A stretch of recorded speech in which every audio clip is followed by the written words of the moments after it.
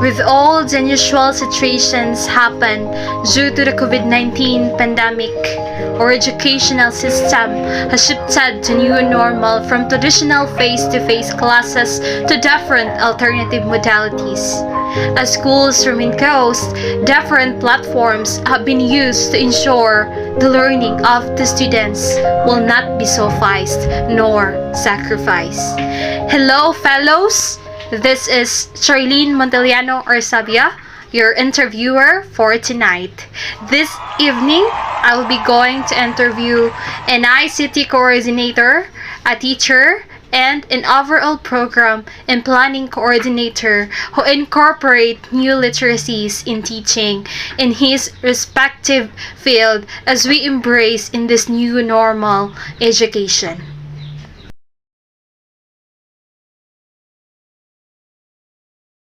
Hello everyone, good evening. I'm Mr. Christian Orsabia. I am now the interviewee of Ma'am Charlene Orsabia. I am a private school teacher at St. Louis Academy Anbantayan campus in the Anbantayan, Cebu. Hi, sir. Good evening. So this is my first question. Given this pandemic where technology is important, have you encountered any struggles in learning? In what way? Okay, that's a great question. As teachers as we must be adaptive, and this 21st century, a lot of things have been done and going to do, and it is in our part as teachers to really to know more about this certain type of our learning education system.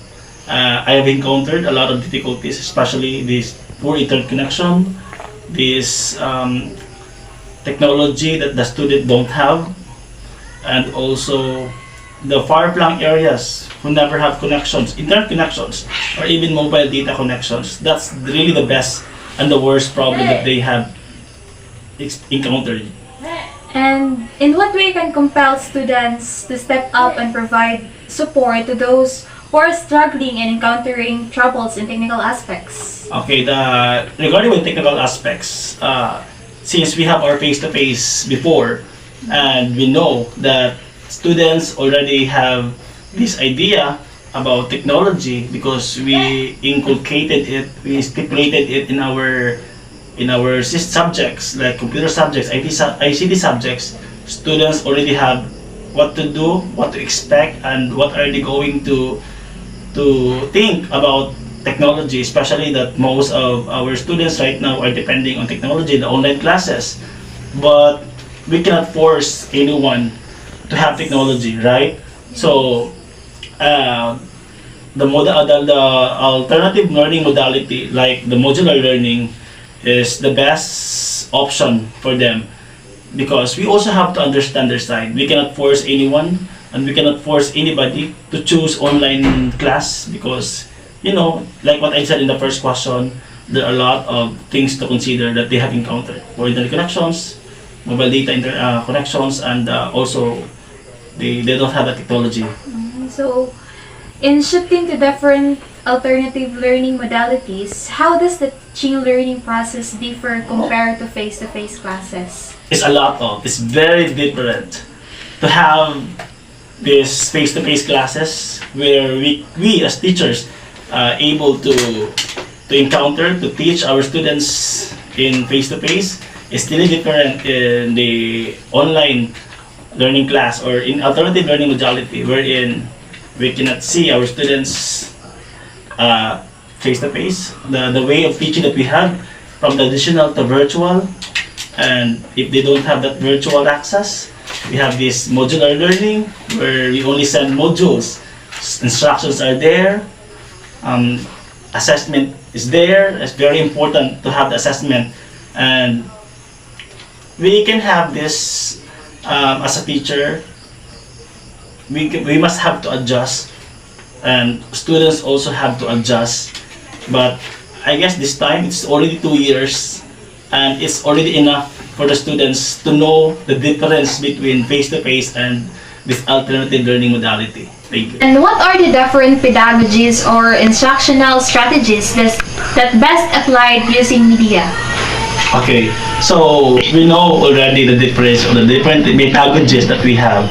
If we're going to compare it in a face-to-face where a lot of pedagogies can be applied, but here in this online modality, or this what we call as the alternative learning modality, the best way that we can apply is this technology-aided instructions, wherein instructions are provided during our discussion as we go along with our presentation of the topic. The students must know what to expect, what to know, what to learn, and when are they going to give their best idea on the certain topic to do, because we cannot really have this certain type a lot of things that is not best applied in different pedagogies. As long as the students could be able to understand, could be able to give their part, their reaction, their opinion, let just involve the students by what they learn. And that's the best pedagogy that we must have to consider in this online distance learning. And how would you consider your students with practical issues in acquiring the new way of learning, such as internet issue, lack of materials or gadget, and financial problem? Okay, so we experienced in the private school thanks to the PEAC, because without it, maybe a lot of junior high school students won't have this chance to study in a private school.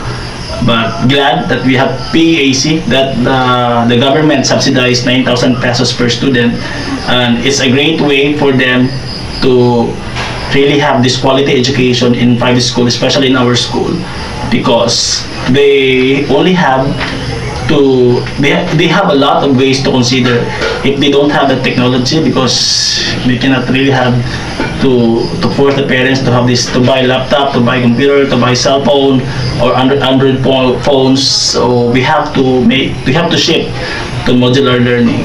But others have cell phone, but they don't have these internet connections. So what they opt to do is the blended learning.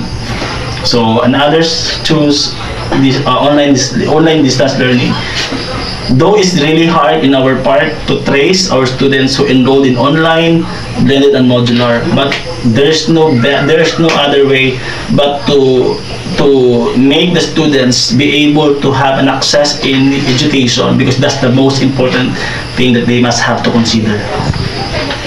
During online discussion, how could you ensure your students' attention and maintain their engagement? Okay, that's a very great idea, because we all know that students right now are really fond of technology, that they really have to engage in technology, right?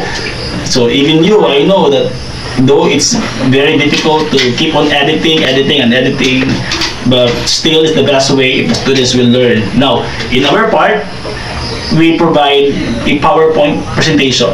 So every week we have this PowerPoint presentation. The topic is there. We have to base on the most essential learning competencies, or the MELCs, that is gotten from the curriculum guide. So whatever stated there, so once you discuss that in that specific day or in a specific week, then if we can have that, then expect that the students will learn, as long as assessment, application, evaluation should always be there during discussion. Even though it's an online distance learning, we must not forget that assessment is always part of students' learning.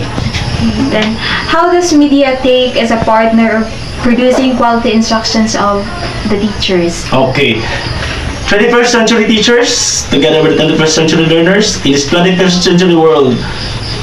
Teachers as adaptive, competitive, and technology aided. It's quite really sure that we teachers will be able to have this knowledge in technology, and technology is a very important friend of these teachers in our institution, in every school, and in every places, because it allows us to communicate still, to have direct communication, to have this access and also different transactions. That's what technology brings a lot of to our educational system in the 21st century world. Good to know that this pandemic came because teachers, a lot of teachers have adjusted from traditional to online. Teachers don't know how to use computers, don't know how to use printer and print, but this time they are really equipped and highly capable because they are really trained with this technology that we have right now. That's great.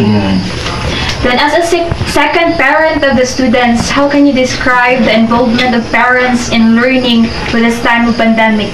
Oh, as a second parent, there's nothing best as it is because parents' involvement would always be first considered, and parents have a lot of major contribution in the learning of the students, especially in this pandemic. Because if we base it on a face-to-face, where teachers do their part to let the students learn, right? But this time, parents are engaging. They're helping their students, they're helping their sons and daughters to learn. Unlike those who are really working and have this, because they can have tutorial with other teachers, they can have this homeschooling, they can have this peer friends discussion together with them, and every time we have to communicate. If the students will not pass their module, will not submit their assessment in Google Classroom, because we are using Google Classroom, we have to communicate the parents or the guardians, the legal guardians, because they must first know about the status of the child, of the student, if they are failed or not, or they are really complying the assessment or not, because these things that we have right now is not infinite. So we will still have to end this pandemic, and we will have to get back to normal. So parents, even if it's face-to-face or not, their contribution will always be a great help to all of us teachers. Then how assessment is done in alternative learning modalities? Okay. In alternative learning modalities, assessment is always part of it. So if we're going to compare it in the face-to-face, where there is quarterly assessment, like the first grading period, the first grading exam, second, third, fourth. But in this online, in alternative learning modalities, it was spaced out. So how assessment is done is through summative assessments. So weekly assessments are always part of the grading. So written works and performance tasks. For math and science, we have 50%. For ESP, language, Filipino, and AP, it's 60-40. In MAPI and TLE, because they are practical, so you have 70-30.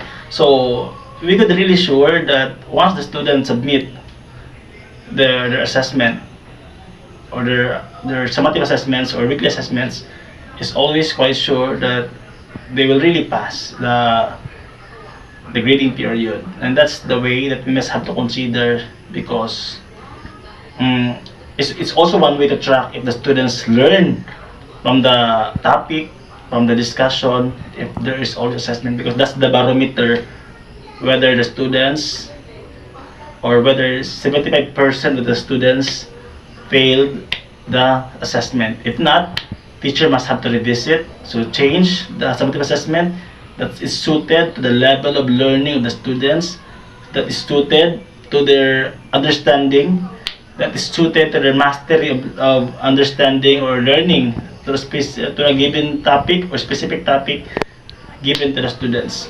That's the way assessment is done in alternative learning modalities, either in online, modular, or blended.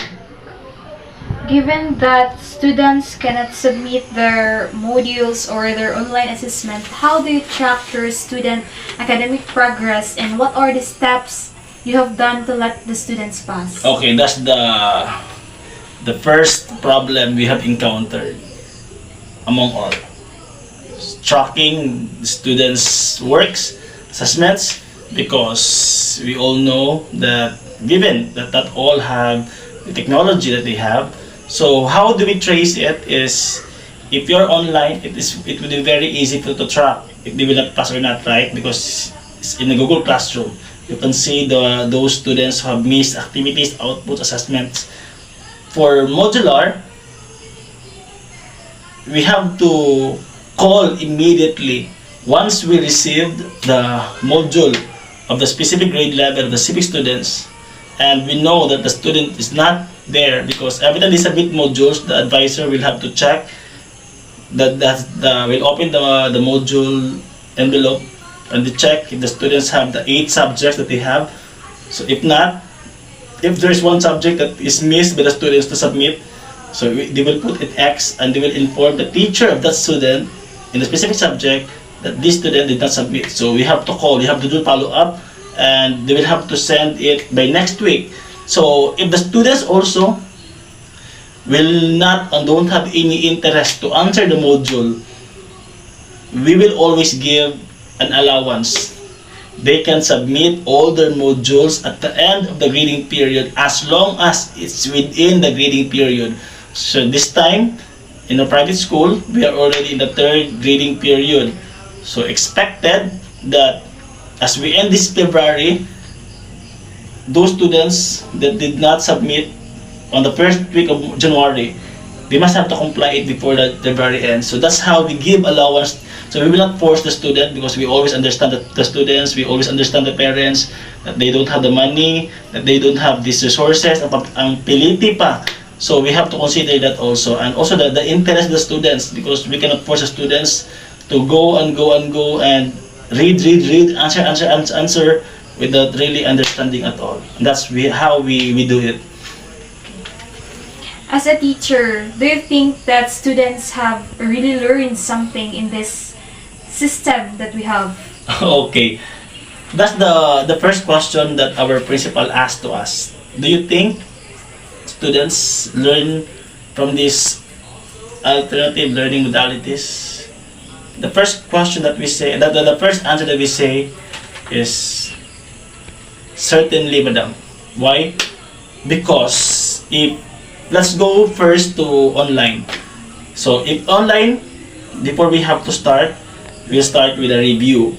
After having the review, we will introduce the topic while reading the MELCs, the learning competencies. Then right that, essential questions must be given. In essential questions, students must answer the essential questions. Why? Because that will lead to the topic that we are going to discuss. Once the student could answer and give their thoughts on the essential questions, it will be very easy in the part of the teacher to discuss. Why? Because students have already prior knowledge into it. If not, if they don't have prior knowledge, teacher will come in. So the teacher will do the follow-up, give something that will lead to the topic. And after the topic, in the middle of the topic, because we can also assess students in the middle of the discussion, right? So we can do assessment on that, because assessment can be done before, during, and after. So we can do assessment in the middle. We can still ask questions to students, let them answer by their own. They can do this and that, and then after all, they can still have it. So we really assure that our students learn something from this online class. We will not say 100%, but to have 85% is a best answer already, because that's what is the standard that we are going to have 80% students who have mastered. In modular, because this is very difficult to have the students, if they really learn, there is twice in a whole grading period, twice that we have to call the students one by one. For what? For oral examination. For example, last January, end of the January, 31. So we have to call the students. So we have to ask question, at least one question. For example, in science, because I'm teaching science, for example, let's go straight to the volcanic eruption, because that's the topic in Science 9. So we have to as far as you know, why there is no volcano in Cebu, in the whole province of Cebu. That specific question will also let the students understand the whole part of the topic that is all about volcano, because it summarizes everything there. So you can also give grade to the student even though they are using cell phone. You can still give grade, oral exam, because they don't know the question. They cannot search it immediately because you're having the call on time. So for blended, so it's the same way. If they don't have internet connection, but they can be called through mobile phone to their number, so we can have two. So it's alright to have in the modular style to call them, but as long as there is a constant communication with the parent, the student, and the teachers and the students, because these are the best stakeholders that forming in our educational system that right now. So without students, our education system will fail. There's no students, everything is nothing, because students are the backbone of our educational institution. We must be student-centered. Attention of the students, learning of the students must be solely at their own. Not like before in the traditional teaching, that teachers will keep talk and talk and talk. Teachers will keep on discuss without letting the students understand, comprehend, and learn a lot of it, because mahalo sa teacher. So this time, let the students be a part of this great educational system that we have right now. And that's all, based on my understanding as a teacher in a private school. Thank you so much for inviting me. So, it is clear based on the answers of Mr. Ursabia that it is very important to involve a learning pedagogy in the engagement of new literacies, since a well thought out pedagogy can improve the quality of our teaching and the way students learn and apply new literacies, help them gain a deeper understanding of the fundamental material, and students can leverage their preferred learning styles with a teaching process that supports them. Thank you so much, Sir Christian. I am so much delighted for responding to this interview. And as a future educator, I learned a lot of things from you. And I hope that these learnings will be applied in my future endeavor. Thank you so much, Sir. You're welcome. God bless.